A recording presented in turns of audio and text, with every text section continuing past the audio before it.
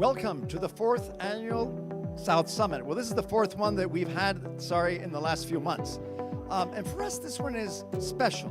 Special because we're talking about a subject that is really disruptive right now. If online education was something that was a nice to have a few months ago, today it is mainstream. So EdTech is going to be more important than ever. And today we have an amazing jury of some of the best experts in the whole EdTech field in terms of investment. We have two amazing speakers that I'm looking forward to having chats with. They're going to share with us some amazing insights in terms of why EdTech is so important today. So let's begin. Maria, how are you doing? Hello, Paris. How are you doing? I'm good, Maria. So, EdTech is critical and not always has been critical to South Summit. But what have you noticed during this lockdown period? Why is EdTech so important for us today? Paris, first of all, I want to welcome everyone, not only our jury, our startups, our rock stars.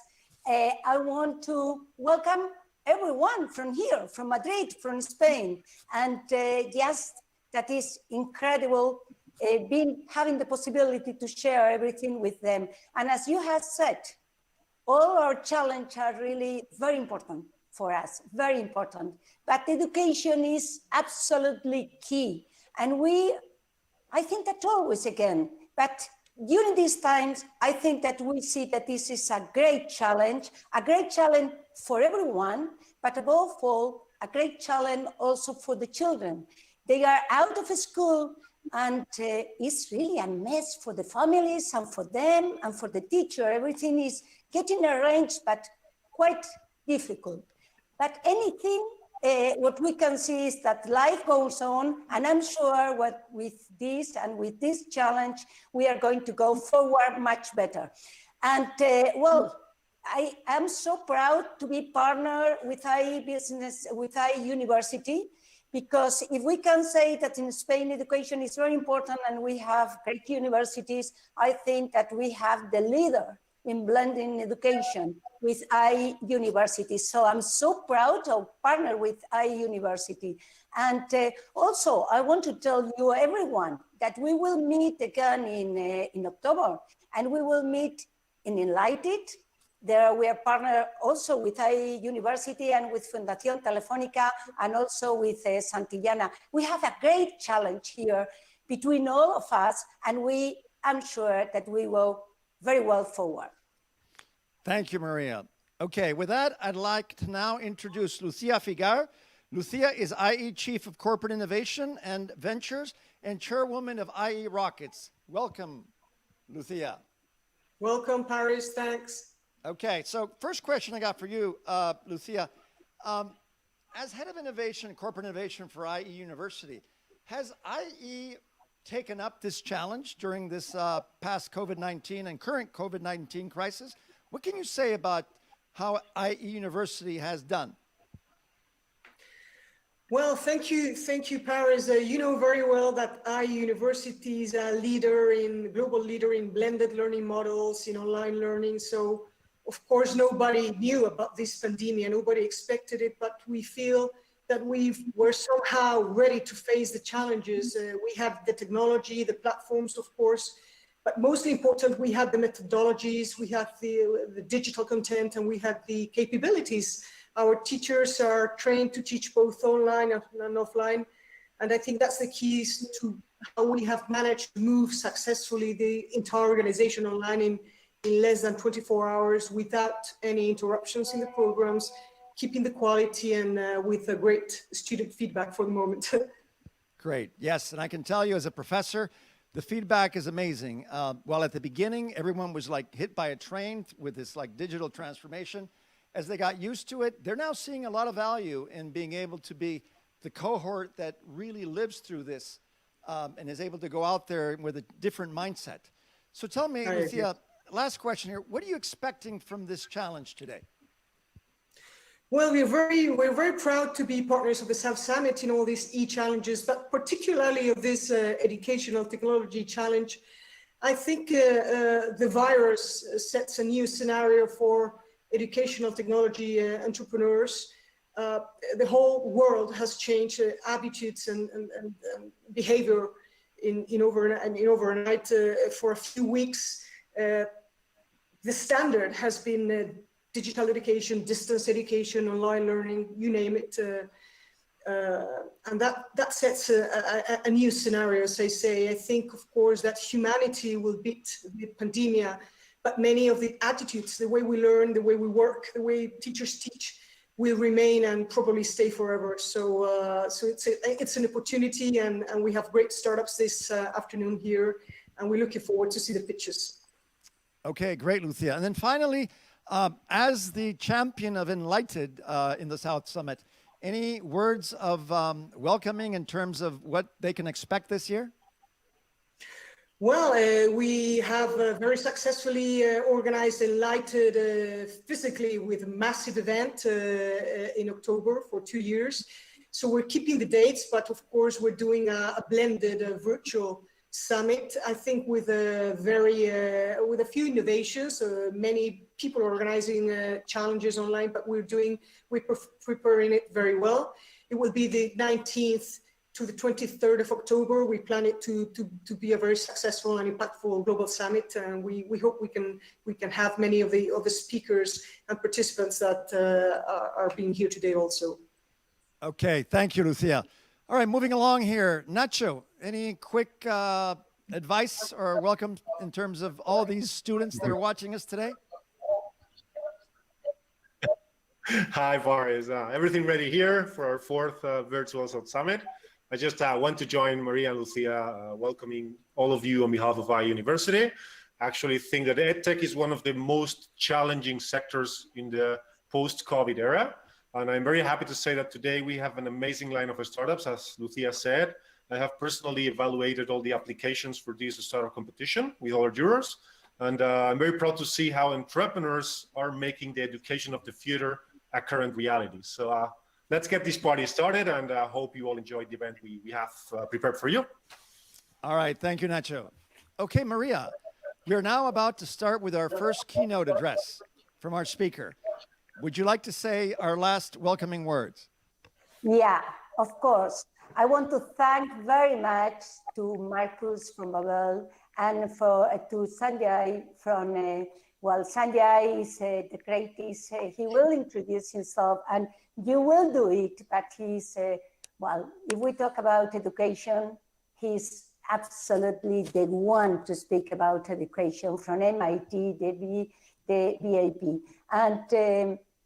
And I want to thank everybody, the jury, the great jury that we have today with us, and the 8 startups that we pitch immediately. But besides, I think that we are very lucky because we are not only here to talk and to listen, we are also here to networking with everyone. And please, all of us, use our networking tool because, we are South Summit, we are the connected platform to identify opportunities. And this is the way here, everyone, we have to use the networking platform. And I'm sure we are going to have lots and great business opportunities for all of us. Thank you, Maria. Okay, well, with that, we're going to begin. Our first guest is Marcus White. He is founder and executive chairman of Babel. Babel, as probably most of you have heard, is one of the leading companies in the area of language learning. Welcome, Marcus. Okay, so the format for this discussion is going to be like a fireside chat. So let's pretend we have this amazing fireplace between us and that we're all here talking honestly about the world we see around us and how we can shed insights and share insights for all these young people that in particular right now are struggling with seeing the light at the end of the tunnel. So let's begin, Marcus. A lot of people are thinking that, most companies are doing pretty badly right now. But what about digital companies, Marcus? How are they doing today? Well, hello, first of all, and thank you for having me.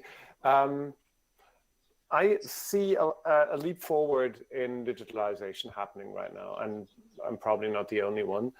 So I would say that, of course, every business is pretty different, and every business reacts differently to a crisis and shakeup like this.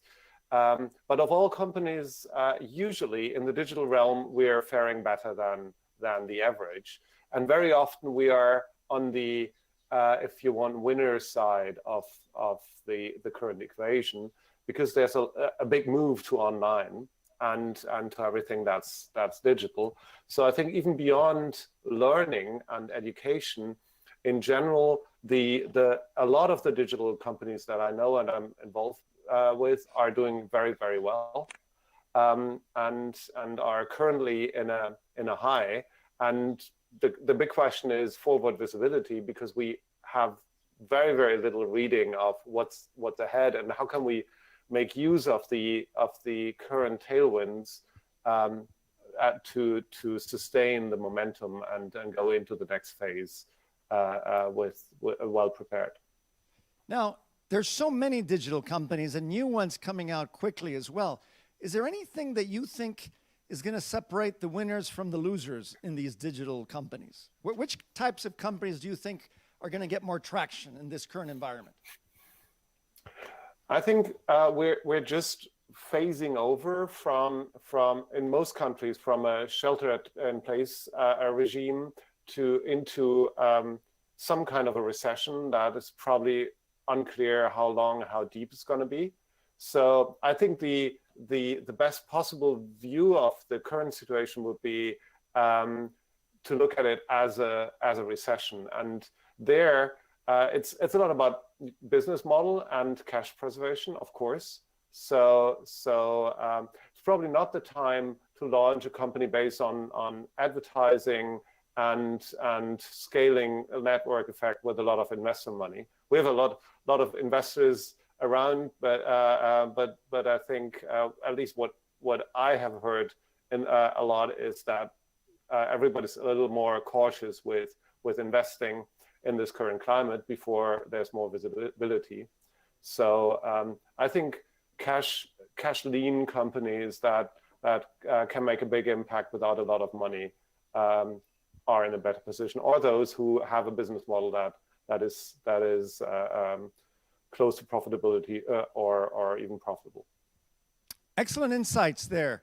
You heard, Marcus, for those of you that are doing startups, lean, cash preservation, don't spend a lot of money on advertising, and don't count too much on the network effect. But Marcus, what about language learning? Is that recession proof? What's going on today in language learning? Well, let's talk about what's recession-proof in 3 years from now. We will see who has survived and how. I'm rather bullish on the demand side of language learning. I think there's different trends in the industry that might more or less cancel each other out. So there's of course a diminished willingness to pay in any kind of recession. On the other hand, there's more people who want to find a new orientation in their life and career, and want to skill up. So I think motivation, the whole set of motivations that we see is currently shifting dramatically, and will shift in the longer term from rather leisure and travel-oriented learning to more career-oriented learning. And I want to reinvent myself. I want to be fit for the future.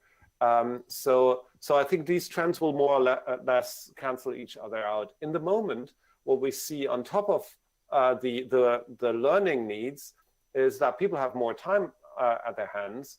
And after the first 3 full series of Netflix, you're probably looking for something that is a better use of your time. And a lot of people out there think this is the time where you start learning a new language.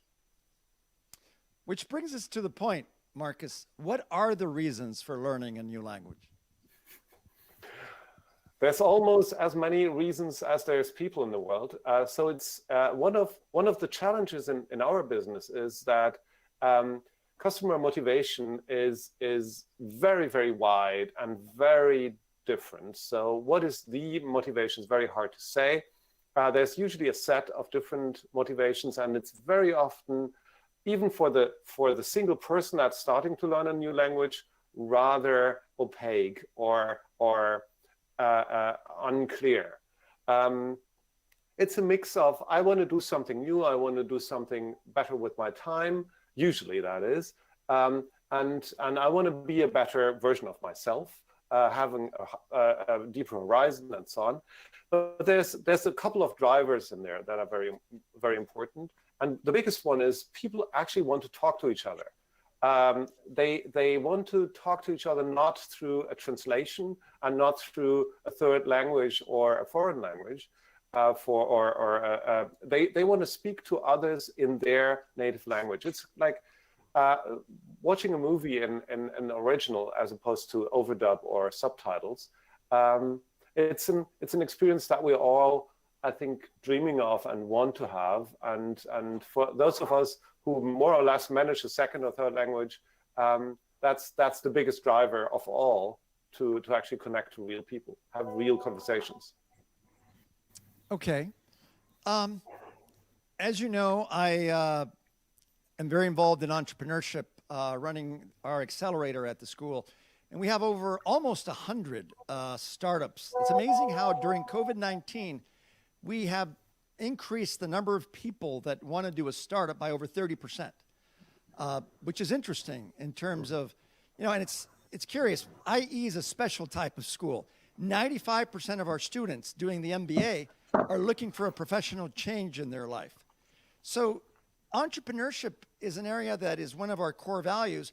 And for many of us, entrepreneurship is very much about our relationship with uncertainty. What does an entrepreneur see in uncertainty? Opportunity. Now, what are the parallels between language learning and entrepreneurship? This sort of like lean startup approach, experimentation, vulnerabilities, weaknesses.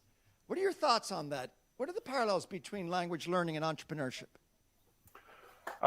Well, I think entrepreneurship is a lot about learning. So there's some obvious relationships, but there's also some more deeper down. One thing that we found out about language learning is that you always feel you're not good enough. It's always a deficit because you always have your native language to compare to, and that feeling of not being quite good enough, I think, is a feeling that anybody who ever was involved with building a startup knows very, very well, because you're never good enough. If you worked in a grown-up company before, like all your processes are kind of half-baked or not even existent, and the ways you actually work are improvised, and you're stumbling forward and feel like, oh, I should do all this better. And that's my feeling when I speak English. That's my feeling when I try to speak French or Spanish. That's anybody's foreign language experience. You always compare it to, I would be more at ease in my mother tongue, so this is not good enough. The other part is the performing aspect. You go out there and try. You can't just learn a language in your room. I mean, you can, of course, use an app for a time, and that's very helpful. But ultimately, you have to talk to real people, and that is where it really hurts, and where you find out, oh shit, they talk back to me, and I understand like something between 20 and 50%. And why do they speak so quickly? Why do all the Spanish people speak so fast? I can't understand anything. So you're finally in this deer in the headlight situation, and you want to avoid that all the time. Any language learner I know, including me, most of all me, tries to avoid that. And almost every entrepreneur I speak to actually wants to avoid the same thing, going out there and seeing what the real world says to their product. No, it's not quite ready. We still have to build this and that feature, and trying to make it better and more perfect. And it takes a lot of daring to go out there that with a product that you feel ashamed of, and that's probably what we all do. I mean, who ever built a tech product that they were not ashamed of deep down, and still try to market and get feedback for. And when I stumble ahead in French, same thing. I mean, I have to try. I have to see what comes back, and if anybody understands even a word, but it doesn't feel pretty good. So, do you think? I mean, you made reference to the Spanish speaking quickly. Is there a cultural element to learning a language? I mean, not culture in terms of the culture of the language, but the person learning the language. Are some people more easier? Is it easier for some people to learn a language than for some other people based on their culture? And in particular, what about the sense of the ridicule? I know we have a lot of Spanish viewers here today. The sense of the ridicule, el sentido del ridículo. How many times have you felt that when you've tried to get started speaking a language? Unlike, for example, Americans. I remember, I started speaking French as soon as I could speak 20 words. And I was making a fool of myself completely, all the time, until I kept learning, and I expected people to be patient. So do you see a cultural aspect to learning a language? Oh, very much so, and it goes deeper than that. It's even through different professions. I mean, as somebody who's used to perform, as somebody who's used to be on stage, you'll have an easier time trying out a new language. As somebody who's used to take risk and go out there as an entrepreneur, you'll be familiar with the challenges of language learning, and with some other backgrounds, you'll of course have more problems. And then, yes, I guess some cultures are more prone to this or that behavior. Of course, these are more or less approximations, and I have met very introvert Americans and very quiet ones as well.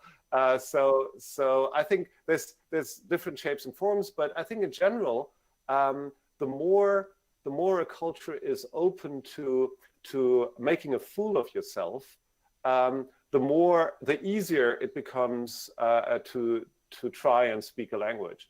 Plus, there's another dimension, and that is how important is the perfection of language in your culture.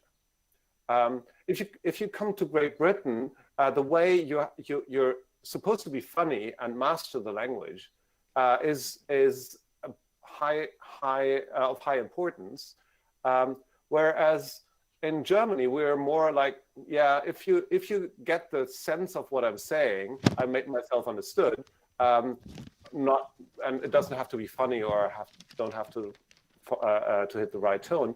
And depending on that, I think you're more or less open to openly speak and just try it out.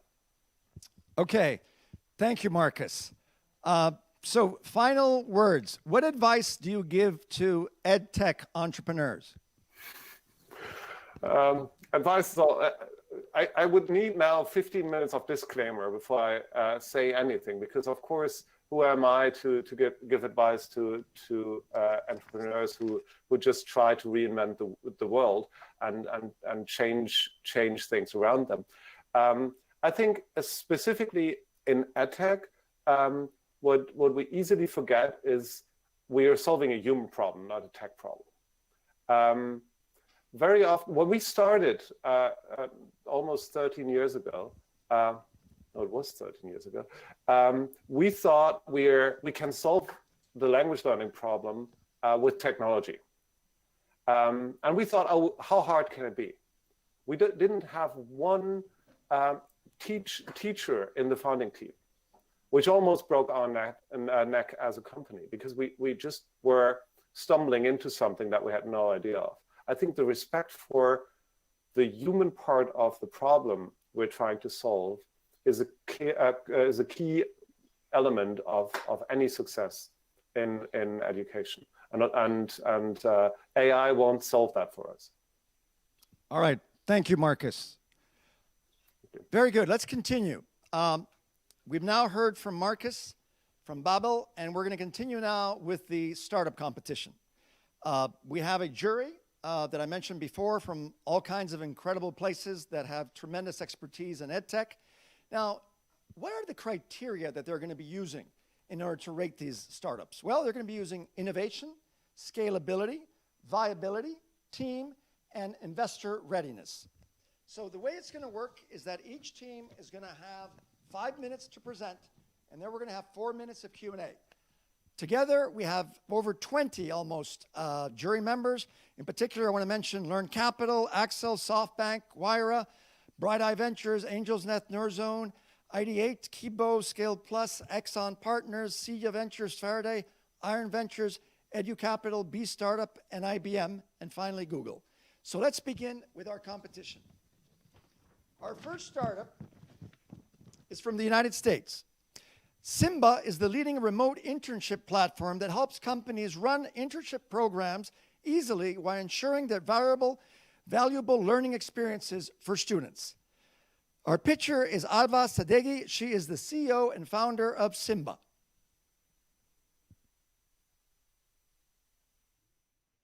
Hello, my name is Ava Sadeghi. I'm the CEO and co-founder of Simba. I went to school in Tucson, Arizona. All the internships I wanted were based in New York and DC. I felt stuck. But that all changed when the US Department of State, based in Washington, DC, brought me on as one of their very first remote interns. I got to intern in my dorm room. And now the US Department of State was able to tap into the power of remote work and expand to an expansive talent pool of students all around the country, including Tampa, Florida, Eugene, Oregon, Bismarck, North Dakota. And that was when I realized the power of remote work. That's why we co-founded Simba. At Simba, we help companies find the best talent and help them manage them all through remote internship experiences. The future of work is remote. In the next decade, over 70% of teams will have remote workers, and Simba is helping companies and students prepare. We've worked with some pretty big names. To date, Simba has helped design over 5,000 internship experiences, and we've been getting noticed by all the media, from Forbes, TechCrunch, The Washington Post. Simba is accelerated. In just the past month, we've closed $42,000 in revenue. We've grown our sales pipeline to millions of dollars, including 120 companies. And we've brought on thousands of students from over 400 universities to our marketplace. This summer, over 40% of internships are going remote due to the pandemic. And we've stepped up and launched a campaign to #SaveInternships. We are the leaders in this space. And here's how it all works on Simba. First, we help companies identify the best talent. We have students from all around the world on Simba. Then, we help them manage the entire remote experience from start to finish. This is our special sauce. We've been named by Forbes as one of the leaders behind the remote work revolution. We make money in two ways. We charge companies a sourcing fee to match with our vetted candidates, and we charge an annual license to use our internship management platform. Core to our model, we never charge the students. We're proud to be an all-female founded tech startup, diverse and passionate about the future of work.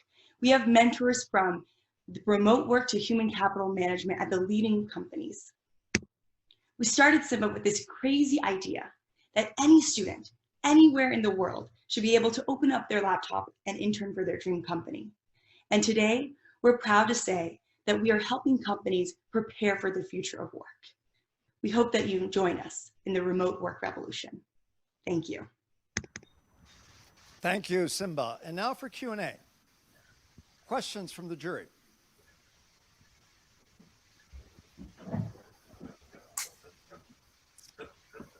Yes, here we go. Jose Manuel. Hi, congratulations for your presentation. I would like to understand a bit more about the product. Can you give more details exactly about what are you doing, please? Yes, of course. Thank you very much. Yes, thank you so much. So we have two products. The first product matches students with companies. And so students can build out a portfolio and they can apply for the postings. And then in our second internship management solution, we were able to onboard students, provide them with all their projects and resources, track their feedback and performance in one place. And the most powerful aspect is a community engagement tab where students are able to meet other interns remotely all around the world. Thank you very much. Thank you. Okay, here we go. Diego. Hi there. Quick question. How do you guys, if at all, do it, curate the supply, the actual students that you bring onto the marketplace? Do you have any sort of selection process to select them? Thank you. Thank you so much for your question, Diego. Yes, we have worked very hard to work with different partners. We have over 400 university partners today, including IE, who is a university partner with Simba. And we are completely open for students all around the world to apply. Actually, one of our biggest growth channel is students applying and sharing with other fellow students to sign up for Simba. Thank you, Diego. Okay, Sonia. Hi, thanks for your great presentation. Congratulations. I wanted to ask about the demand side. How do you target clients and what type of internships, what type of content is typically offered in the platform? Thank you, Sonia, for your question. So for the demand side from the companies, we have built relationships with leading organizations, enterprise companies that already host internship programs and have made the move towards remote work. So that's kind of the low-hanging fruit for Simba. So we've partnered with them to help them migrate some portions of their in-person internship programs to remote. And these are enterprise Fortune 500 companies that we work with primarily. And it's internship agnostic. So we have students doing marketing internships, software engineering internships, sales internships. We even have museums coming on to Simba this summer to run remote internship programs. All right. I think we got a final question from Paloma.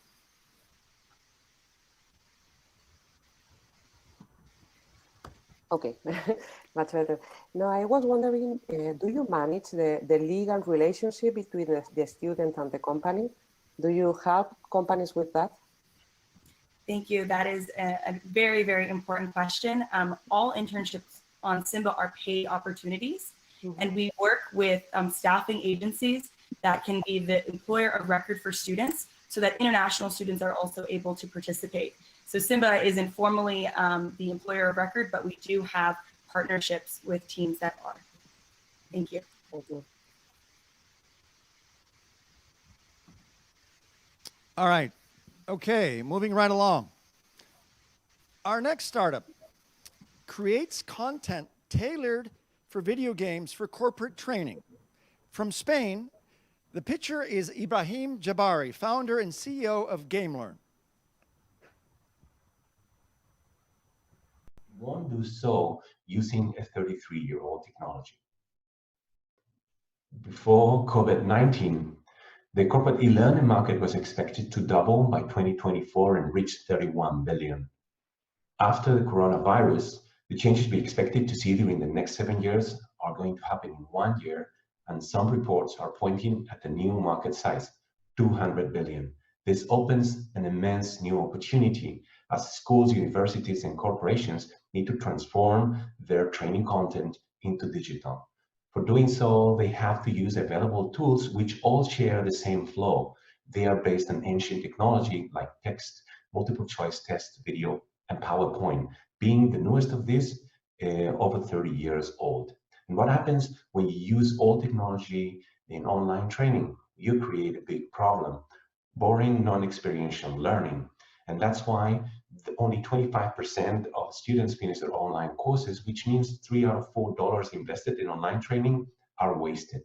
How did we solve this problem? We designed video games for corporate training, combining simulation, storytelling, and gamification. In the end, fun experiential learning with amazing results, completion rates of over 90% and an NPS of 46, which means our clients efficiently invest their training budget. We work with over 2,000 customers all over the world. We've become the most awarded game-based learning platform. With only 6 games, we have a revenue of 6.5 million, growing 55% this year, with an LTV CAC ratio of around 7. And we're going to multiply these numbers because we just achieved a major breakthrough. Before, it took us 2 years, 1.5 million, and a full team to develop one single video game. Today, we can do so with only one person working for a week at almost no cost. And this is possible thanks to the editor, our authoring tool, which allows anybody willing to design his own training video game, do so without writing a single line of code.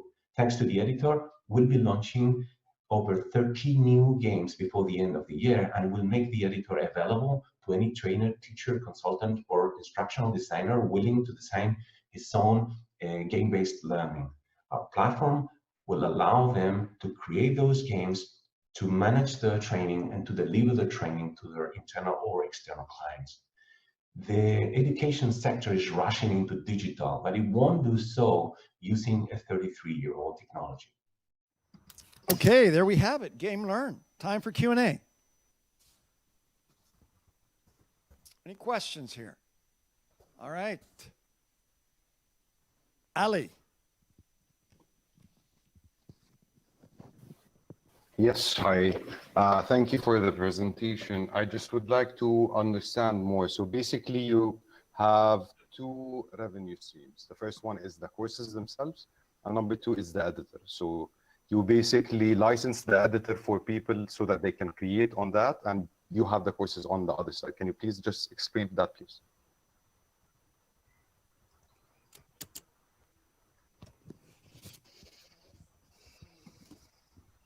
Game Learn. You're on mute. Sorry. Sorry about that. So I was telling Ali that effectively we had only one revenue stream in the past. So we were building this off-the-shelf games catalog that we sold to our clients, and they would pay for the use of those games. Right now, because we were able to create this authoring tool, the new revenue stream will come through both ways. So first, a small fixed subscription to use the authoring tool, plus then a variable fee for the use of the games the third parties are creating. So we'll be combining those 2 revenue streams. Sorry, can I ask one more question? Basically, for the courses, so you have set courses focused on certain industries, and you license the same courses, or now you're focusing on actually creating courses, new courses, and scaling them? So we are, until now, we created or we designed off-the-shelf courses, most of them related to soft skills development. And we were selling to all kinds of sectors. Because these games are off-the-shelf, we have thousands of different companies from different sectors using them without no problem.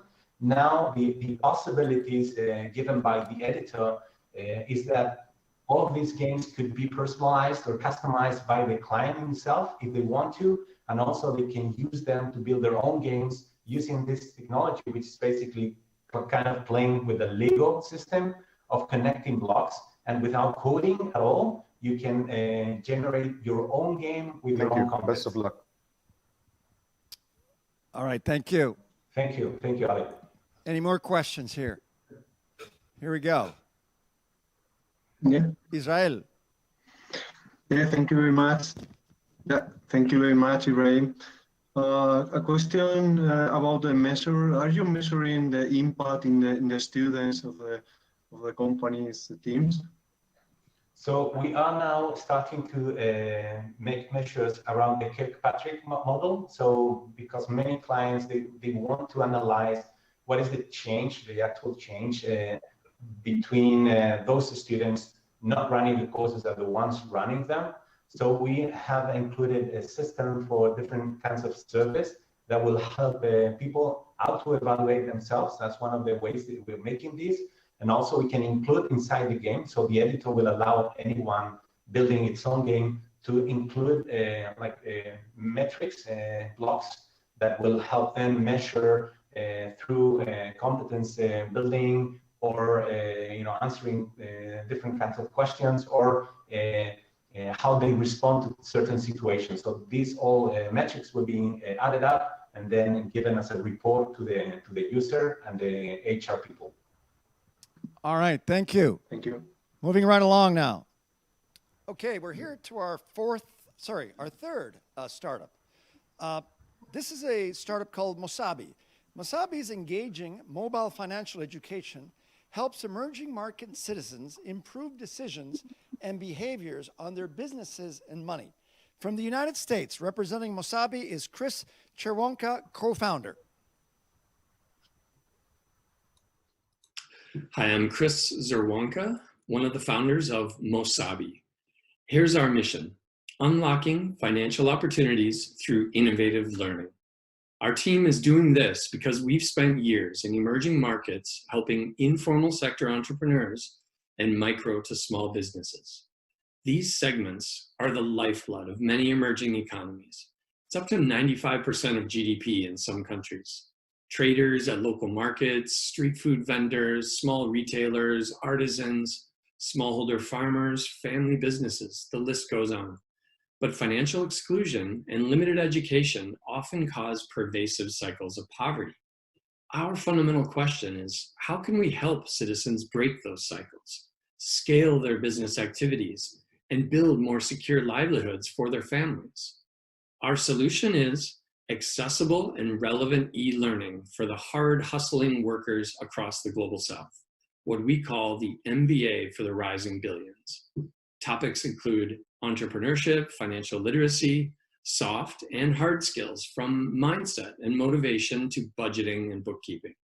All of it driving financial inclusion. This shows how everything fits together.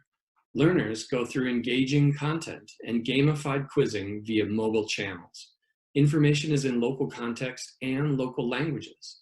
We harness engagement analytics into scoring profiles on our learners' preparedness and risks. So Mosabi learning happens on two fronts: livelihood skills for our users and actionable data insights for our partners. Our target learners use our content for free. Our business model is entirely B2B subscriptions to those data insights. We've worked with banks, fintechs, microfinance, and NGOs. And we've proven that it works. 70% of our learners earned or saved more money, and compared to control groups, they had 25% better repayment rates on microloans. Our users learn through Mosabi how to best link to finance, and critically, how to best use it to become more productive. This is especially important now, during the pandemic. Our target user base is the most vulnerable and the most in need of financial health and resilience. We believe the need for Mosabi exists far and wide across the global South. After early successes across 5 countries in Africa, we launched our first operations in Mexico and India to scale to those regions. Populations of less developed countries worldwide continue to expand, and there are hundreds of millions of underserved workers in other nations as well. If you are an NGO or an educational foundation, partner with us. Let's build better livelihoods. 1.7 billion unbanked worldwide. If you're a financial institution, let's tap into that market. If you're an impact investor, lead or join our $1.3 million seed round this year. Together, we can reach 10 million learners in 5 years. Thank you from all of us at Mosabi. We're trying to show that you can do a world of good and do good business. Great, here we are. Okay, time for Q&A on Mosabi. Questions? Okay, Sonia. Hi, thanks a lot for the presentation, really interesting. How do you target the users? Do they have to apply through a corporate institution? How does the process work to actually get the course down to the end user who doesn't pay for it?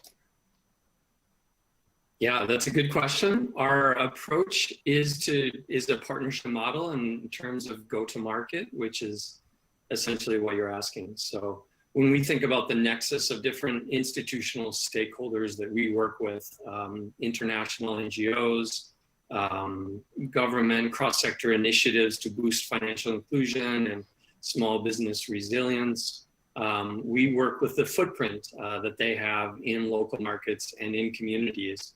And once we form an anchor partnership, we have core curriculum that we've been building for years. We often have separate contracts with these institutions to co-create custom content with them. So in effect, we're getting paid for that go-to-market strategy that we have, rather than having to pay for advertising or marketing dollars, things like that. All right, any more questions? Here we go. Pablo? Yes, hello, very interesting. A good question regarding the partnership with the financial institutions. What kind of products are financial institutions looking to place with your clients? Is it consumer credit? Is it SMB loans?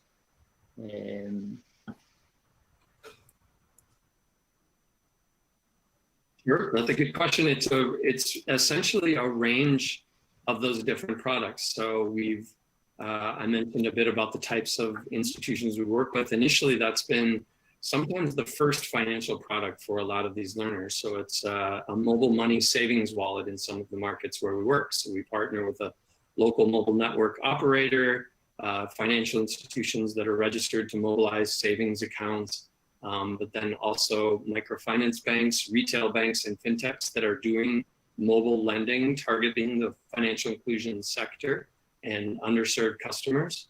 And we're also tapping into other product lines with those partners as well. Those include things like microinsurance. We're starting our first projects now where we work with microinsurers who are serving smallholder farmers.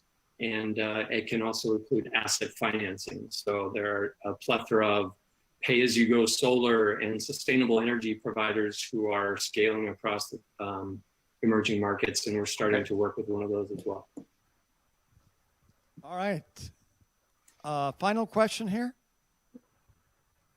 Is that Simba? Who's someone asking a question over there? Yes. Diego? No. Yeah, good question. Well, thanks for the presentation. What about the credit scoring? Are you guys running or have you guys created a new, your own credit scoring? Or are these partner financial institutions actually using theirs? Yeah, thanks, Diego. That's a good question. I've worked in the financial sector my whole career before Mosabi, so I have some understanding about the inner workings of some of these inclusive financial institutions. We never see ourselves as being the only layer of credit scoring, but we do see ourselves being an important layer, and a layer that's empowering and more inclusive and perhaps a bit more holistic. So our scoring profiles, as I mentioned, talk about preparedness and risks. So performance on our lessons, quiz questions showing comprehension, but other data pieces that we're collecting as well. So in terms of computing that, using our algorithms into creditworthiness scoring, this is something that actually February of last year, we had a provisional patent awarded centered on this idea of using digital education to build a creditworthiness profile. That's in the United States, and just this month, the US Patent and Trademark Office approved our full patent filing for that. So yes, we think it's an important layer, but not the only layer that our institutions are using. All right, thank you. Final question, Julianne.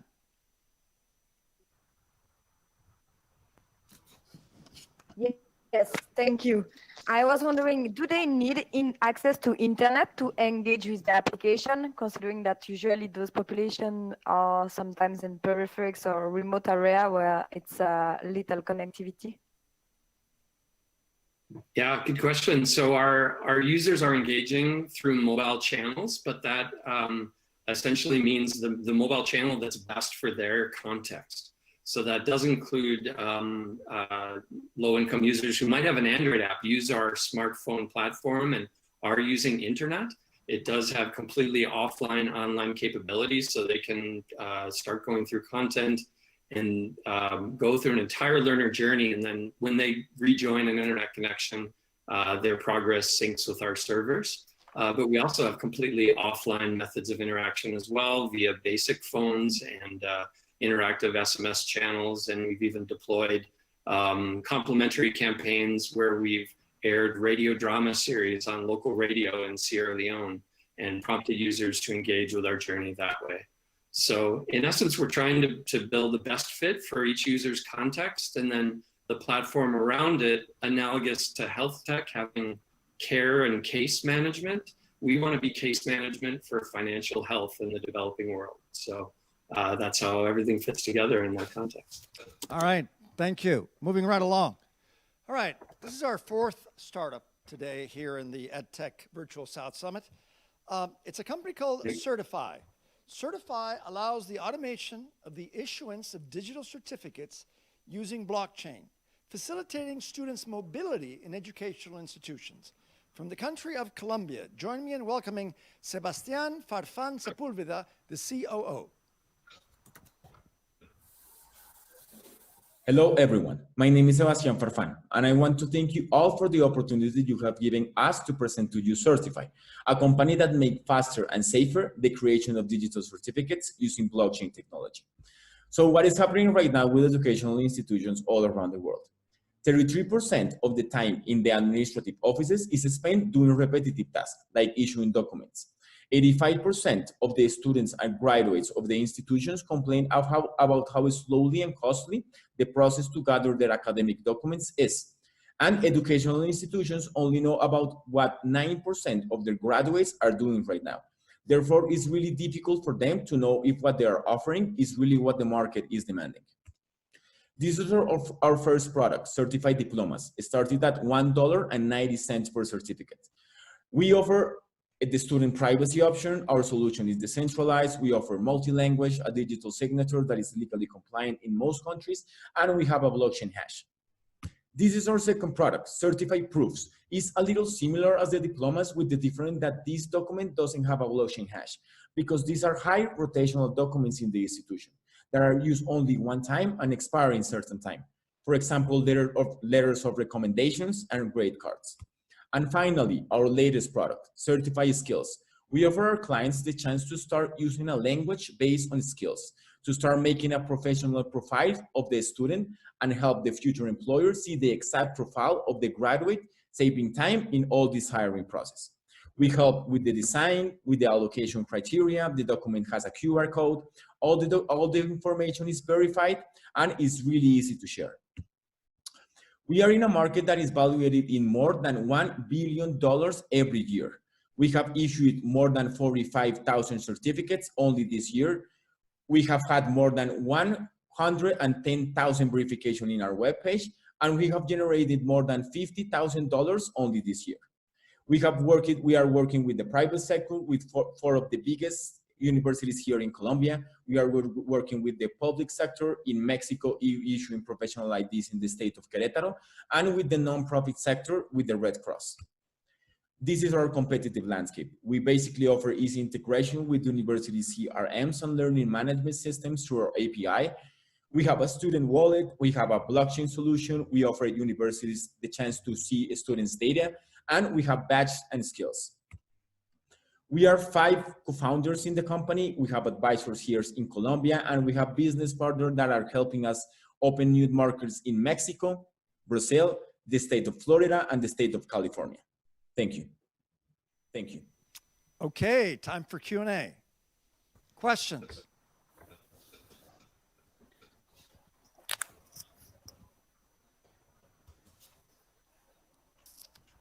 All right. Miguel, floor is yours. Thank you for your presentation. I would like to know what is the process to certificate a skill. Are we talking about an assessment tool?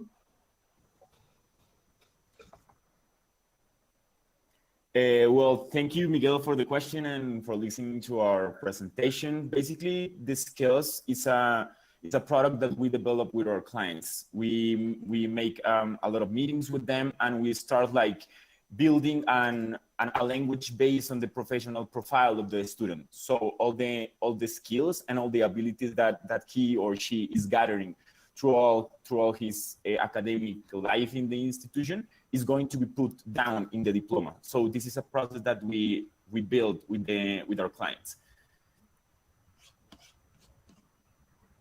Okay, thank you. Okay, Benoit, did you have your hand up? Yeah, sorry. No, I was just curious broadly. What do you? I mean, there are a number of companies in this space. What do you think it's going to take to win? You know, it seems like the underlying technology isn't very differentiated, and so how do you actually win in a space like that? Well, that's a really good question. We know that we are not the only players in the market right now. For example, in Colombia, one of the biggest competitor is Acredita, that he is working with Credly platforms. They are taking the market of digital badges while offering consulting services or on how to use it. But the difference with them is, for example, our customer service. We are a small company, so we have like the possibility to answer our clients in just a couple of minutes. We issue digital certificates and badges like our clients, with the difference that we have, for example, a wallet for the student. We know the identity of the student when he is applying to the university, and I'm sorry, we know the identity of the student when he is applying to the university, and we know all his academic information as well. So we are more innovative than our competitors, more flexible with our expertise in working within the Latin market. All right, final question, Jose Manuel. Thank you. Congratulations for your presentation. I would like to know a bit more about the market size that you're addressing. More or less, which is the amount of money that the university are paying for every account, and they are paying for every certificate that you are addressing, or how? If can you give a bit more detail about the business model, please? Of course, Jose. Well, thank you for the question. Well, we are in a market that is valuated in more than $1 billion a year, combining higher educational institutions and e-learning platforms. So to calculate this, we see the number of educational institutions like per continent and per average price of package of digital certificates per institution. For example, the biggest market for educational institution by number of students is Asia, then Europe, then Latin America, and then the US. But the bigger market in higher educational institutions per continent is first in Latin America, then North America, then Europe. This is why we are juggling right now in Latin America. And for answering the second part of your question, basically we offer our clients a model that is based on package of digital certificates or digital transactions in the institution. We don't charge our customers for the wallet of the students. We don't charge our customers for the use of the platforms. We charge them for package of digital certificates. For example, we have 3 products: certified proofs, certified diplomas, or certified skills. We sit with our client, we talk about his or her needs, and we build a package for the client to use overall that year. For example, if they are going to issue, I don't know, 2,000 diplomas, we sell the diplomas. If they are going to issue a lot of proofs, like the high rotational documents in the institution, this is a little cheaper. Because this doesn't have a blockchain technology, and our latest product, that is skills, is a little bit expensive, because this is like a building process with our client. We don't like give the platform for them to use. We build a product with them. Thank you. All right, thank you. Moving right along. Our 5th startup this afternoon is Interact. Interact presents a kit that transforms any huge monitor into a fast and accurate surface for collaboration. From the country of Egypt, the picture is Mohamed Sabil Abalonin, CEO. Hello, everyone. My name is Mohamed Samir. I'm the CEO and co-founder of Interact Labs. Most of our classes are based on lecture method, where we may feel bored, disconnected, and disengaged. It's no surprise. By using lecture method, studies have shown that we can only retain 5% of the information delivered, which hinders collaboration and engagement. While when people collaborate, even with the simplest tools, magic happens. And that's why I'd like to introduce to you TACT, our first designed African product of its kind. It's a device that transforms any huge monitor into fast and accurate interactive surface for collaboration, whether it was a TV screen or even a projected wall. You just plug that detector into your computer USB port and point the detector towards a TV screen or a projected wall, and now the new surface is completely interactive.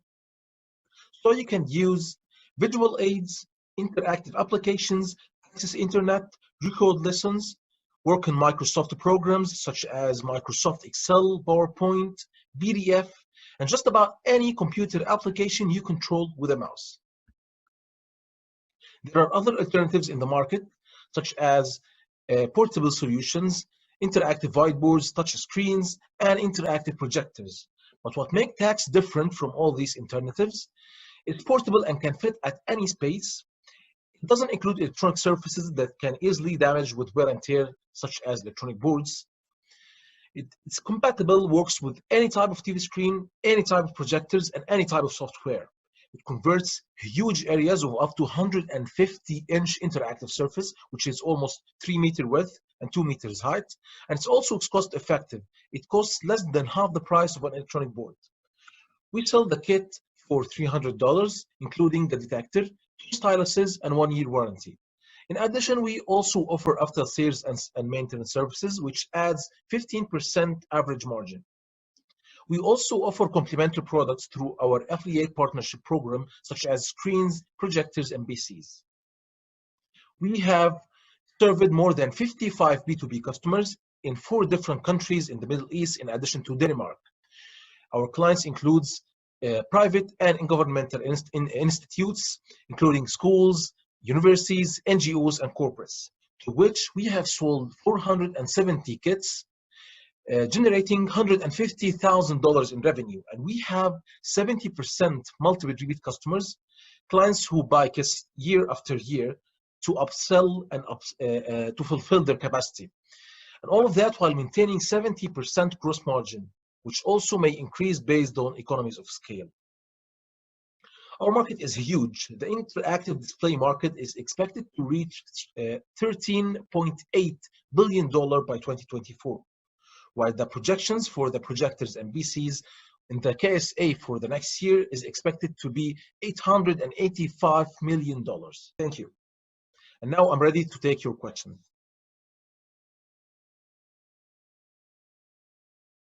You heard from Interact, and now for Q&A. Borja. Hello. Thank you very much for your presentation. My question is, which is your business model? Are you charging only for the device or also for the software to use the device? And can you use the device with only your software, or you can adapt it to other softwares? Thank you for your question. So the first thing, for now, we are paying only for the device.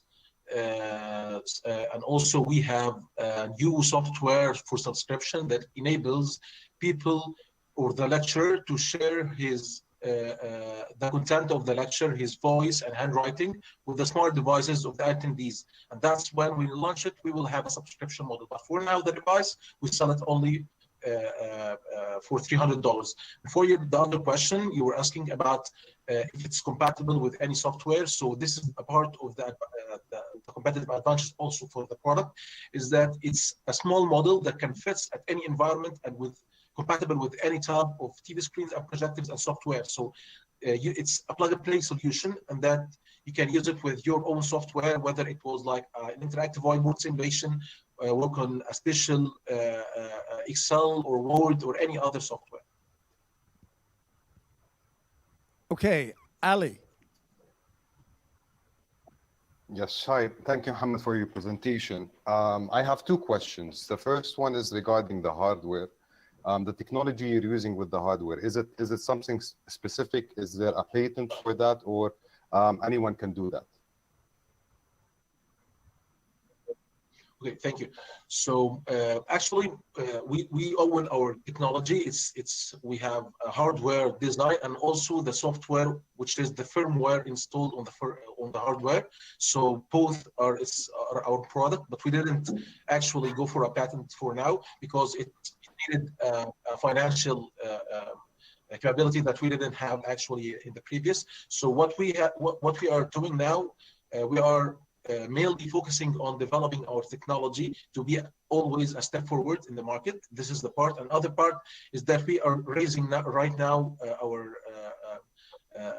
round for investment that we are considering to apply for a patent. My second question would be regarding the software scalability. What is the plan for updating the software moving forward? Are you gonna lose the hardware and improve the software to focus on that? What is the plan for that, please? So I'm not sure that I get what you mean by just the plan moving forward the for the software. If you just can give us an overview.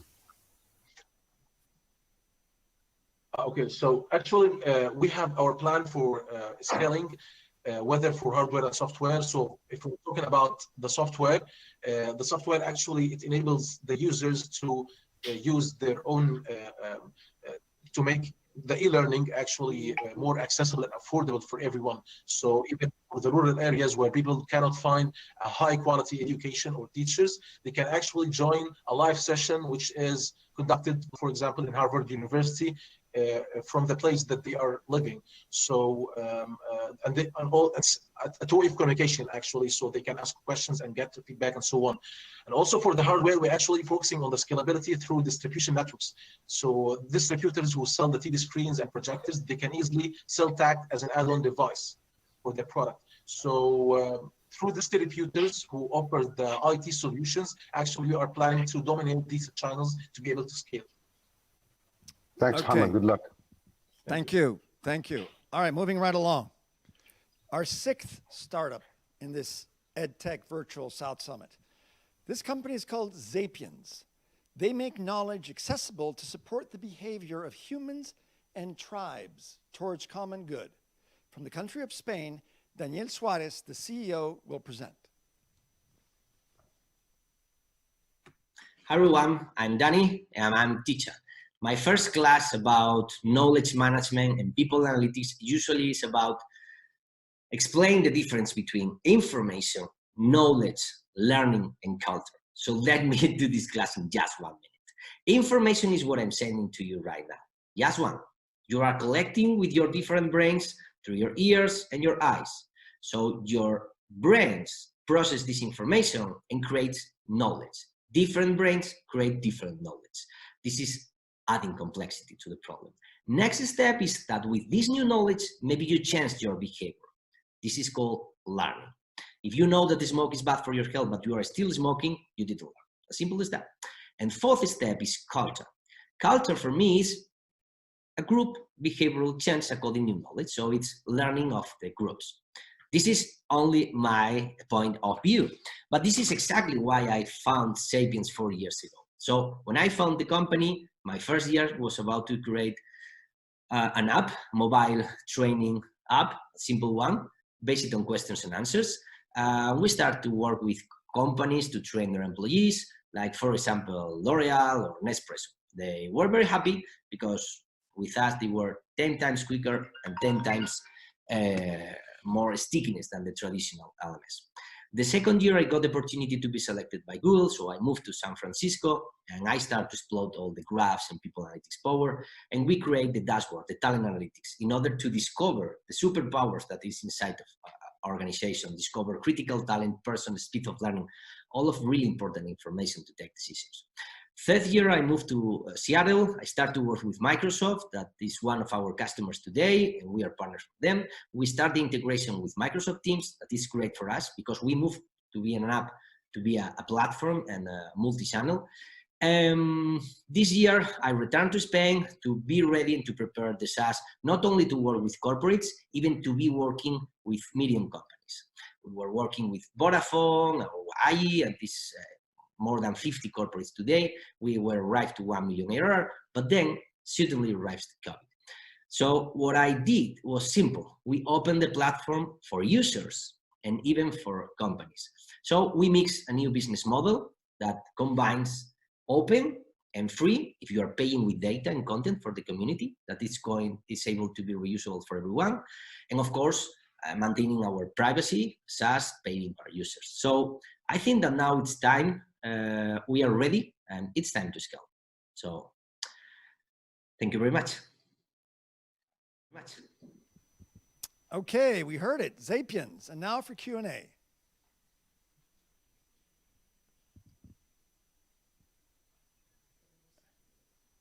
Miguel, floor is yours. Mitzi? Hello, I would like to understand a little bit more how does it work? If I am a user, what I have to do to enter a question, and someone is going to ask me the right question. Imagine that you are using Teams. So basically, you are going to receive everyday questions in a top-down scheme from your company, sending you questions about the things that maybe you need to know.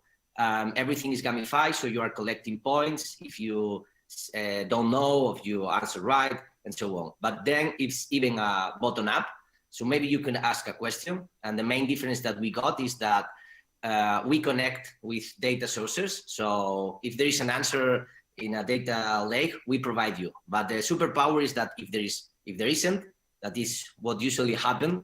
We are able to predict who is the right partner inside or even outside of your organization that maybe helps you. So I think that we are like the all call connectors. So we are able to predict, okay, Miguel, we understand your question, and I think that the right person to answer you, maybe it's Manuel or Maria from this country. So, and everything is training the system and the knowledge base of the company. Okay, let's see. Okay, thank you. Let's see. Yes, I'm sorry. Yeah, I had the same question about the product, but and the value proposition, but you answered. So another question: how big are you now? How big in terms of team? We are 40 people. In terms of revenue, we passed the last month 1 million ARR, and in terms of customers, we are over 50 paying customers, all of them corporates, and now preparing for the small ones. Okay, thank you. Borja. Hello, thank you very much, Daniel. I understand that your platform works better when people interact with them, no? So how long does it take to your platform to get like some kind of potential in order to automate those processes? Very quick. I mean, I always say that change of the culture inside of a company, the mission of their employees is like, I am sure that everyone here remember the Tamagotchi. So at the end, it's like a game where every employee in the company are training the dumb bot, because the bots in the beginning are like kids, they are dumb. So usually it takes 20 questions. So over 20 questions, the bot is understanding who knows about what, and it's connecting the right questions with the right people. So it's just 20 questions, so depends, maybe 1 day, 2 days, but it's very quick. All right, any last question? Yes. Here we go, Sonia.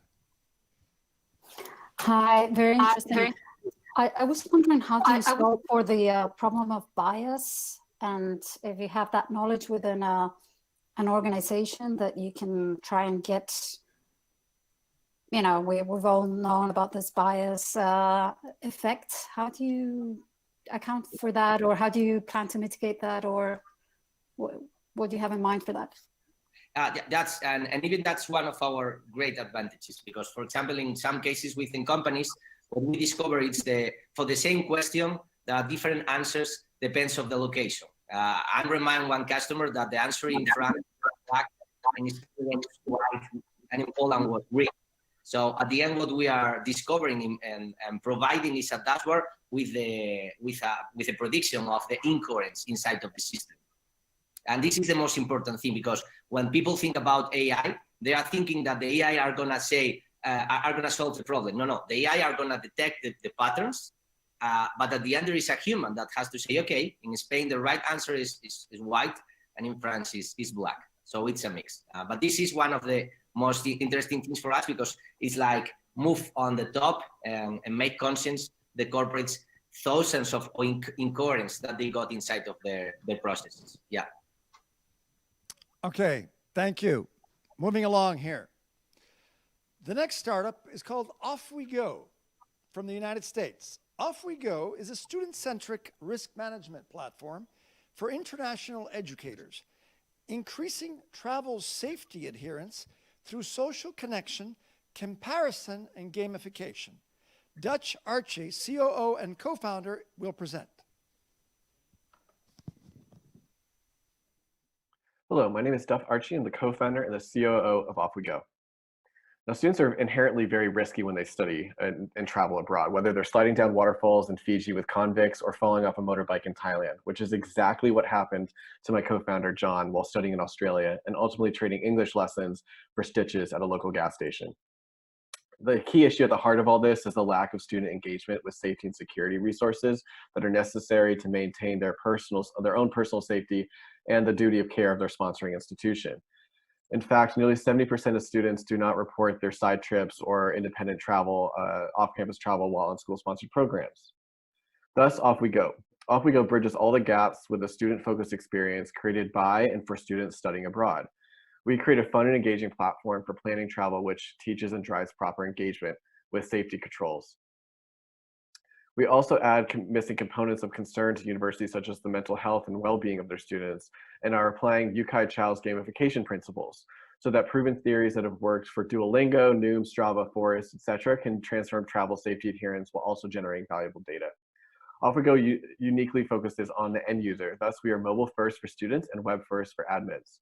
We're creating a unique, safe space where international students can come together and share information such as their favorite cafes, markets, museums, etc., alongside underreported safety tips and tricks. Students are then able to report and see meet other travelers going to similar places at similar times. We also partner with top-tier travel assistance firms and insurance providers such as Allianz to cover all students who travel through Off We Go. On the admin side of things, our goal is to provide colleges and universities with higher quality data and new insights into the travel habits of their students. By solving students' travel anxieties first, we're able to incentivize them to submit the required travel data needed to keep them safe and send it to the appropriate administrator so that the admins can better manage their students' travel and make more informed, better informed policies accordingly. This includes not only quantitative data such as geolocation, frequency of trips, etc., but also qualitative psychographic data on their mental and physical well-being, travel attitudes, and their travel archetype. In terms of our team, as I mentioned, John and I have extensive experience in this industry and have experienced these issues firsthand. We're complemented with Vasu's technical expertise, having developed his own multiplayer game, and are currently leading the version 1 build out is Neil Shaw's team at Think Nimble. Neil's an experienced entrepreneur and angel investor himself and is a valuable part of the team, educating us non-technical co-founders on how to build, manage, and recruit a dev team. We're also working with a great team of advisors, both on the ed tech and travel tech markets, to help branch the two together, as well as a seasoned team of entrepreneurs. Business-wise, we primarily operate on yearly or bi-yearly contracts, but we've also brainstormed other ways that we can generate revenue. We're currently in the MOU process with one school and have one consortia of 15 schools in the pipeline. Since students have such high risk tolerances, they'll be some of the first cohorts to start traveling again, and it is paramount we increase their travel safety adherence. Thank you. Thank you. Okay, there you have it. Off you go. Now it's time for Q&A.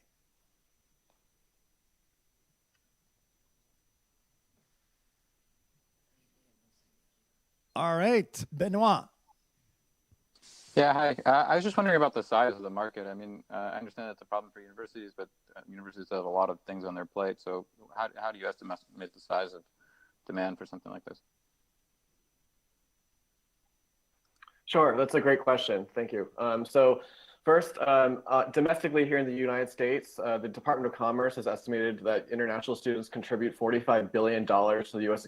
economy annually. It's actually a real issue in terms of recruitment here in the U.S. With COVID and everything, trying to maintain those visas of international students, as well as U.S. outbound. Generally speaking, there's about 380,000 individuals, but they're spending about $3,500 US per person per semester, which translates into over $2 billion in terms of market cap for outside domestically. Any other question? Javier Villamizar. Yeah, how do you see your solution, your platform being integrated into, big like student interchange programs and companies that offer that possibility of studying abroad? Is that also an additional market that you're tackling?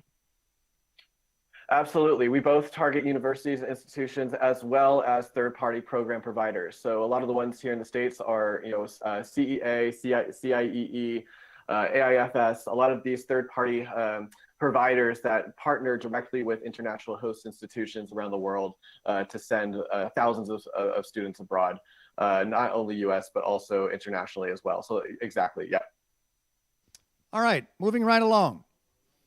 Our next startup is the last startup for today. It's called Smartest. Smartest allows students and teachers to scan their existing school documents and automatically receive interactive exercises.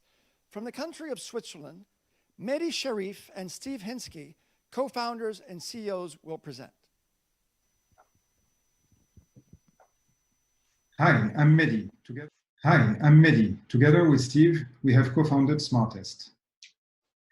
Deliberate practice has a major impact on how well you do at school.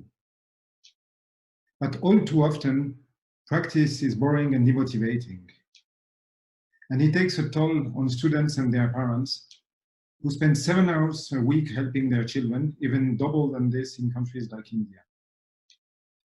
And it's not only them. Teachers also spend way too much time on dull and repetitive tasks, leaving them less than half of their time to interact with their class. If we only take secondary school students and teachers, that's more than 650 million people who deserve something better. This is why we founded Smartest. Smartest enables students and teachers to create tests from their study material within seconds. You simply scan or upload your document and select the relevant parts. Using advanced machine learning algorithms, Smartest automatically extracts the content and creates an interactive exercise tailored to what the student needs to learn. The student can learn based on his or her personal style, for example, audio or visual.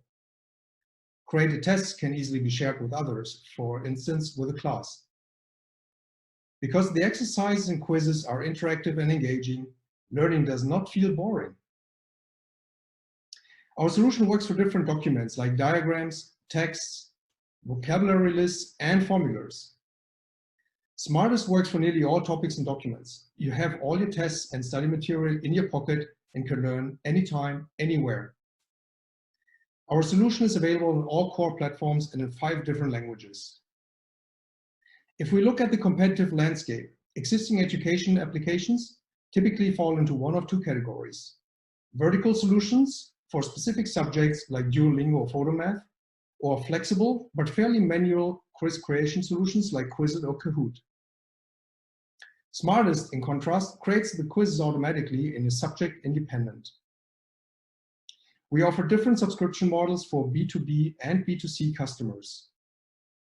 We're currently working with schools in Switzerland to test our beta version, and we will officially launch with the next school cycle later this year. Our ambition is to expand and scale quickly, reaching over 10 million users and 50 million euros revenue within the next 5 years. Through our own funds and an external investor, we have developed our first product. We will soon start an investment round of 750,000 euros to expand our team, develop our next product features, and implement our growth plans. We have a competent and passionate team. Steve has a PhD in computer science from ETH Zurich. Together, we have close to 40 years experience in business and innovation, and we both have teaching experience. Our product development team is based in Switzerland, Germany, and Poland, and we are all committed to making our vision come true, giving every student a chance to ace their exams. Thank you. Thank you. Okay, moving right along, and that's smartest. Q&A, questions. Okay, we got a couple right here. Sonia. Hi, thanks a lot for your presentation. Really, really interesting. When you talk about B2B and B2C, is this also tailored for the students themselves or the parents just to help prepare the children, or for students to better prepare themselves for tests? Or is it really something that is more geared towards the teacher as a tool for the learning program? That's a fantastic question. Thanks, Sonia. So it's actually both.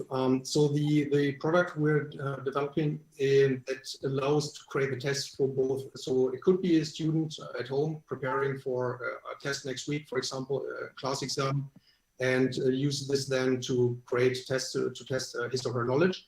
But at the same time, it's we also have the B2B variant that is for schools, and they use it for the teachers. And the teachers then can share the tests with their students. Yamithar.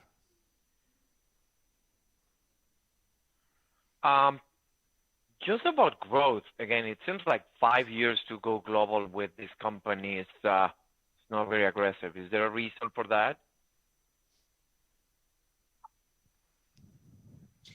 Thank you first, Javier. I'm glad you think this.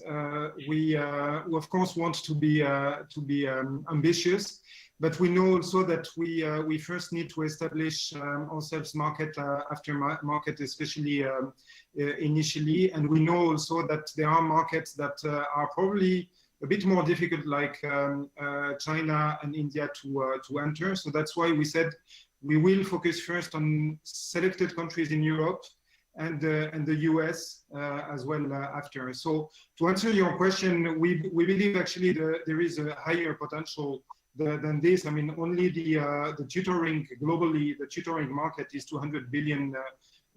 So we wanted to be ambitious, but also realistic. It also depends on the funding we'll be able to manage, because our solution is very scalable. So if we manage to get the funding and the users, we can go definitely beyond this. So solution is scalable, but your business development efforts are not scalable? Do you need people to manage that, or still don't understand why? The reason why we say this is that initially we want to aggressively go after B2B, and there indeed we need business development personnel.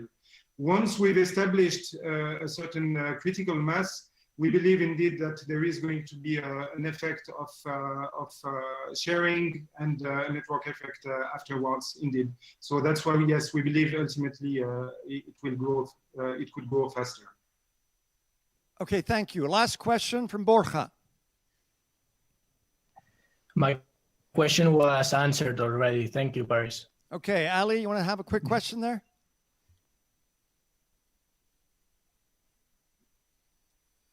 Mute, Ali, the mute. Sorry. Yeah, I just want to ask regarding the next steps for you. So you're getting the funding of 750, but you have two verticals. So are you going to start focusing on the B2B market within Europe, as you've mentioned, or is it going to be the B2C? Because I believe both would need a lot of time and a lot of investment. So what would be your focus at the beginning?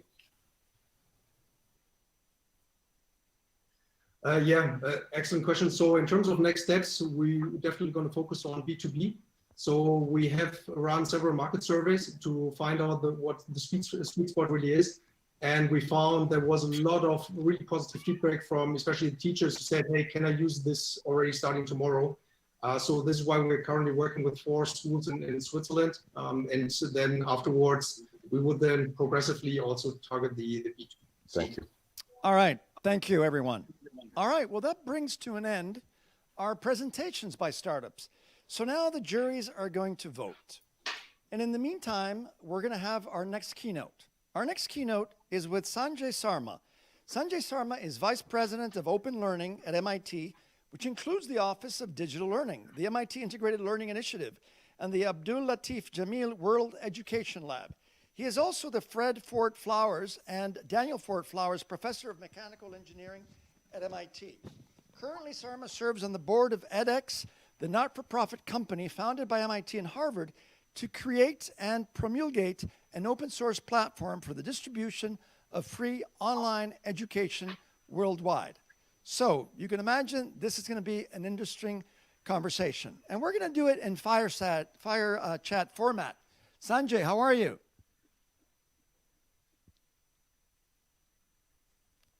Sanjay, can you hear me? Hello, Sanjay?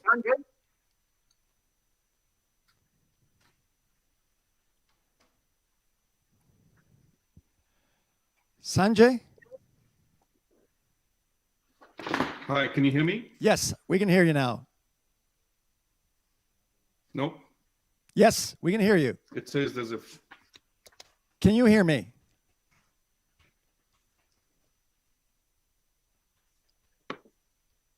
Yes?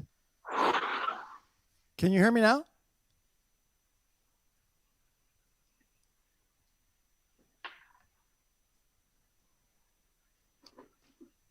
I'm afraid I can't hear you. Now I'm we getting can something hear called you, a stream Sanjay. failure. I'm not sure what that means, but my phone is on if you want to call me and we can do it on the phone. Do you want to get the phone? Can you hear someone else? Yes. Can you hear us? No, I can hear you. Can you hear me now, Sanjay?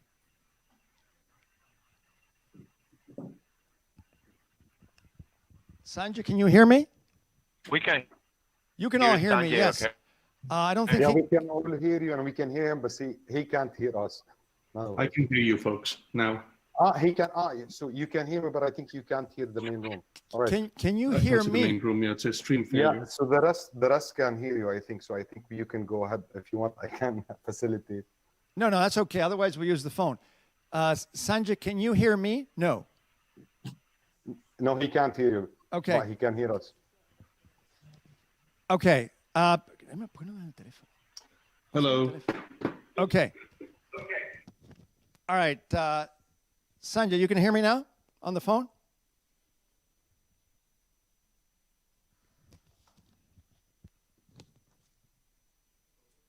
Hello, Sanjay?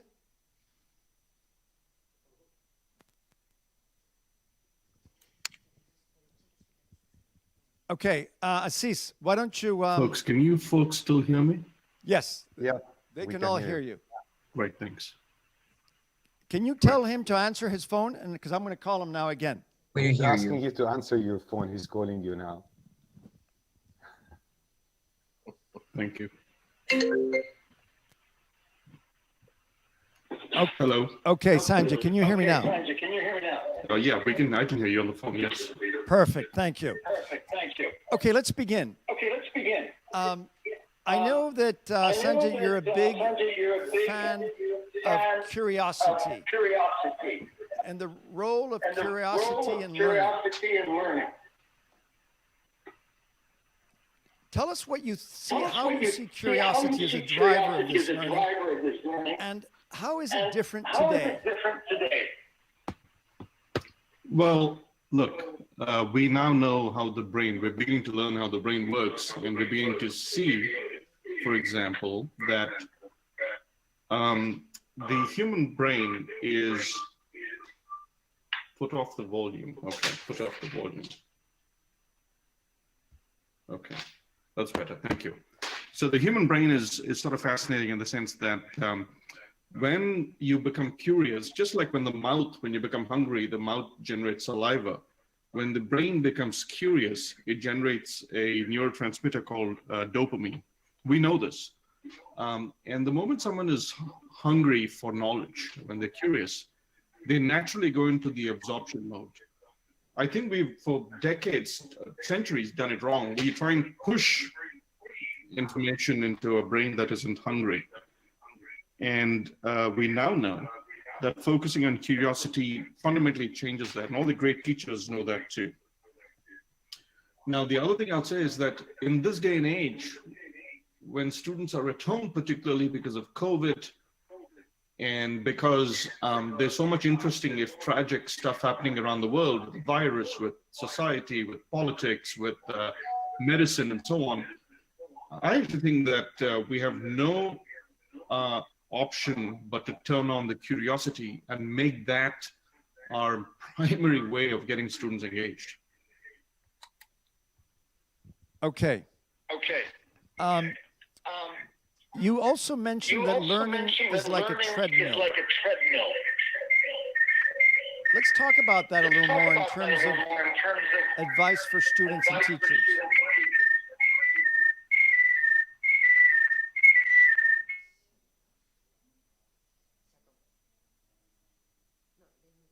The mute button. Can you tell him that the mute button is on?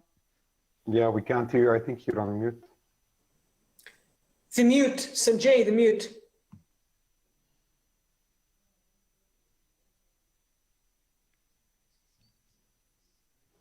The mute button, Sanjay. Can someone tell him? Please, Sanjay, try to unmute the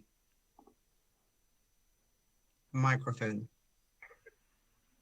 for us so we can hear you. Sanjay, we cannot hear you.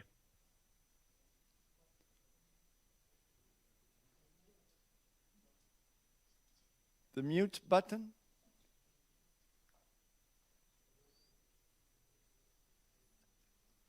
He might have to restart his app to connect.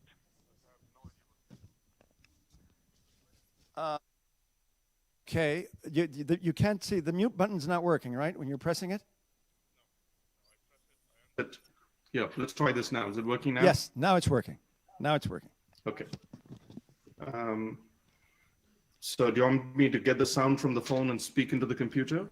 Because I can't hear you on the, well, Yes, let's see. no, but Let's see if that's the fixed itself. question was, learning is like a treadmill, and I know you've talked about this in the past. Let's discuss this and how we can get students to better engage in today's online environment. And what advice do you give teachers and students? Great. I like to say learning is like a treadmill, actually, in a slightly different context, which is we have a model of learning, which is you go to college and then you're ready for life. Imagine if we said to someone, you can go to the gym for 4 years of your life, and for the rest of your life, you're ready. You don't have to go to the gym again. And that's clearly not correct. You have to go to the gym every day, or every couple of days. So learning is a treadmill in the sense that the half-life of knowledge is becoming shorter and shorter, and the treadmill is going backwards. And if you don't keep learning, then you'll fall off the edge of the treadmill. So I think we need to fundamentally think of learning as a continuous activity, just like the gym. We have to get out of this mode of a degree and then you're done, because that's a broken system. And that's what I mean by learning as a treadmill. And we really have to get students and young people into the mode of being continuous learners, all the time curious, all the time improving the skills. And with the coming gig economy, we have no option but to do that. And do you think that now, during COVID-19, students are becoming better learners? Well, first they became worse learners because they were in a shock. You took them out of their classrooms. A lot of the learning occurs because of peer pressure, and the peers are gone. But like any, these, human beings, learning is a human prerogative. In other words, we are evolved to learn. We're also evolved to teach. That's what parents do. So, and a lot of the tricks we use in schools are a little bit artificial. So once you give these kids and these young people, even adults, time to start learning on their own, their natural instincts kick in, and they actually do become very good at it.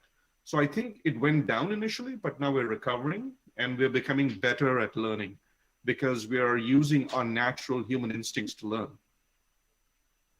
As we're shifting to online teaching, what do you think will be the long-term effects on this, on the education industry and society as a whole? It's very interesting. This incredible virus, this little particle, what it's done is it's taken away our social contact, our proximity. Now, and of course, now we're doing all, for example, this conference remotely. When proximity is given back to us because, we've finally vanquished and defeated this virus, it'll be very tragic if teachers stand on stages in front of students and give the same lecture they could have given on Zoom. And unfortunately, much of the world will return to that. And that is a tragedy. Because when we are proximate again, just look at a family. When you're proximate now, you won't look at your iPhone, you will hug each other. So when students and teachers are proximate mutually, we will have to go to a new world where we fundamentally do interactive things that you could not have done over the WOW room, for example. Like, building things, projects, coaching, a dance recital, a music recital, critique, hold the key this way, press the key this way, your timing is a little off. So we have to fundamentally re-examine the value of proximity. Otherwise, colleges are in trouble. Okay, and finally, Sanjay, one of the things that I spend a lot of time looking at in my research is people's relationship to uncertainty. And that's why this whole idea of curiosity is really interesting to me. How do you, because you wear many hats, and you're also a big professor in mechanical engineering. You've gone to a great school at UC Berkeley. How do you, approximate the measure of innovativeness of a person? Do you think you can measure the innovative capability of a person? That's a great question. It's a rather profound question. I'm not sure I know the answer to that, but what I will say is that curiosity and uncertainty go hand in hand. So for example, let's say that you're driving from work to home.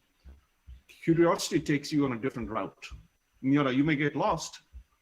That's uncertainty. And they go completely hand in hand. And curiosity is exploring the uncertain.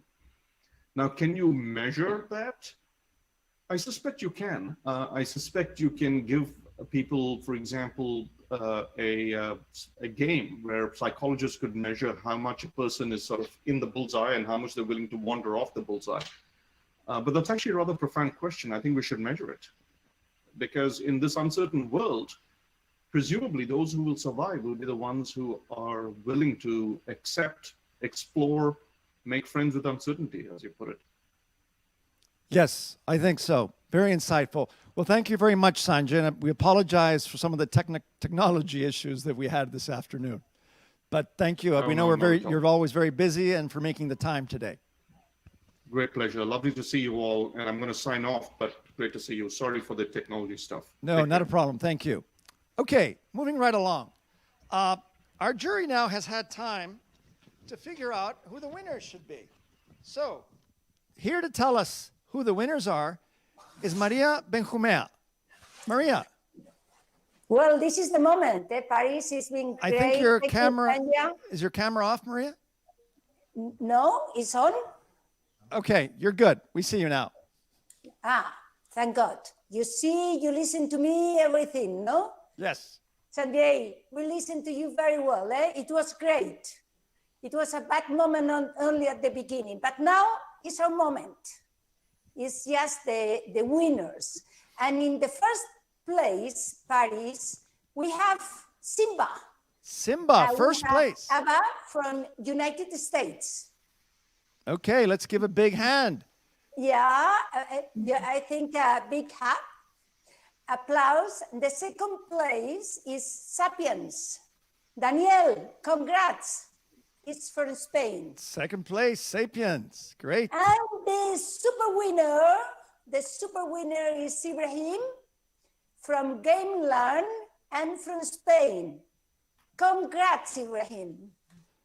Congratulations, I think we Ibrahim. have to give him a big applause. Big applause to the winner. Hey, so thank you very much, everybody. I think so. Game Learn, number 1, number 2, Sapiens, and number 3, Simba. That's right. Thank you. All right. Maria, do you want to say a few words before we move along here? Well, first of all, congrats the startups. All the pitches has been really great. Thank the jury because, well, for everything. And thank our rock stars. Marcus, you've been great. And Sanjay, as I said to you just a moment ago, it was great. And it was a moment of very nervous, but this is life. And this is the great life to be with that we can immediately arrange with the telephone and with the connection and everything. So thank you to everybody. And well, you know that in next week, we will have, you can tell us, Paris, we will have sustainability. Yes. Next week on the May 28th, our topic will be sustainability. So our 5th virtual South Summit will be on sustainability. And we're going to have an amazing lineup again of startups and jury members, including Ferrovial, Enagas, Red Eléctrica, Acciona, Accenture, BBVA, NL, Cemex Ventures, Sabadell, IBM, Grupo Financiero Banorte, Angels Nest, North Zone, J-Seed Ventures, Dallas Capital, Elias Partners, Beringhea, and many more. So that's next week. So. And before finish, I think that we have to tell everybody, this is just the beginning. This is just our challenge in education. But we will meet again in Enlightened in October on the 19th. And I think that all together, we will discover many things about Enlightened, and we will discuss about all the challenges that we have with education. So thank you very much to all of you, and to you, Paris. We cannot have a better person in there. Thank you, Maria. So with that, we wrap up. We look forward to seeing you on the 28th of May for another South Summit virtually on sustainability. Thank you very much. And I'd like to make a special hello and thank you for joining us to the over 400,000 viewers from China that joined us today. Hello to China, and the over 2,000 outside of China that joined us live today. So with that, we look forward to seeing you next week. Don't miss it.